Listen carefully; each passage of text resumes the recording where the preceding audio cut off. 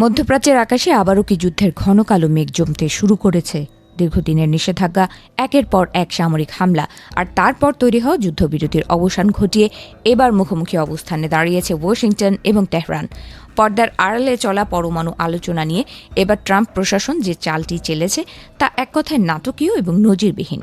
ইরানের পরমাণু কর্মসূচিকে চিরতরে কোণঠাসা করতে যুক্তরাষ্ট্র এবার সরাসরি 5টি কঠিন এবং চরম শর্ত ছুড়ে দিয়েছে তেহরানের কোর্টে।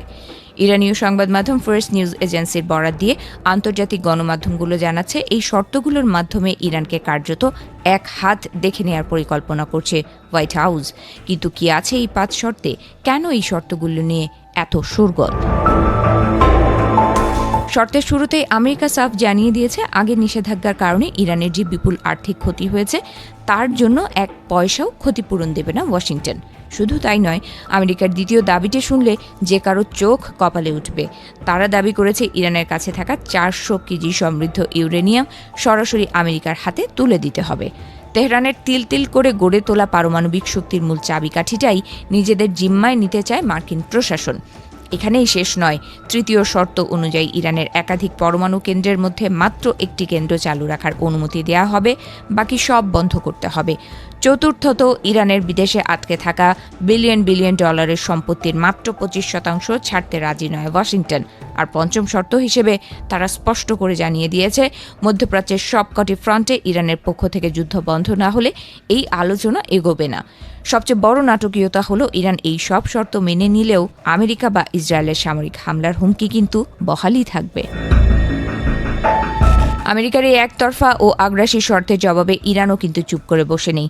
ইরানের মেহের নিউজ এজেন্সি অত্যন্ত কড়া ভাষায় জানিয়েছে, আমেরিকা কোনো বাস্তবসম্মত ছাড় না দিয়ে শুধু নিজেদের সুবিধা আদায় করতে চাইছে, যা এই আলোচনাকে এক চরম অচলাবস্থার দিকে ঠেলে দিচ্ছে।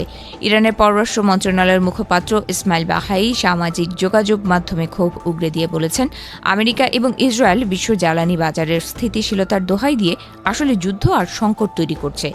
তারা প্রথমে ধ্বংসলীলা চালায় আর তারপর শান্তির নাটক করে। এদিকে ওয়াশিংটনকে কাঁপিয়ে দিয়ে ইরানও পাল্টা 5টি আস্থা গঠনকারী পূর্ব শর্ত ছুড়ে দিয়েছে।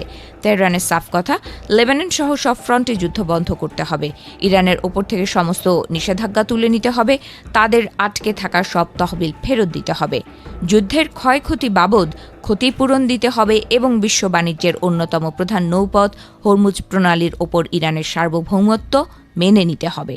আর যদি তা না হয় তবে মার্কিন করদাতাদের জন্য এর ভারী মূল্য চোকাতে হবে বলে হুঁশিয়ারি দিয়েছেন ইরানি পার্লামেন্টের স্পিকার মোহাম্মদ বাঘের গলিবাফ। 28 ফেব্রুয়ারিতে মার্কিন ও ইসরায়েলি যৌথ বিমান হামলায় কেঁপে উঠেছিল ইরান। তার জবাবে ইরানও হরমুজ প্রণালীতে বাণিজ্যিক জাহাজ চলাচল বন্ধ করে দিয়ে বিশ্বকে কাঁপিয়ে দিয়েছিল। পরবর্তীতে পাকিস্তানের মধ্যস্থতায় গত 8 এপ্রিল একটি ভঙ্গুর যুদ্ধবিরতি চুক্তি হলেও স্থায়ী কোনো শান্তি চুক্তি অধরাই থেকে গেছে। আর এখন ডোনাল্ড ট্রাম্প ইরানের 14 দফার শান্তি প্রস্তাব সরাসরি প্রত্যাখ্যান করার পর পরিস্থিতি আগ্নেয়গিরির মুখে এসে দাঁড়িয়েছে।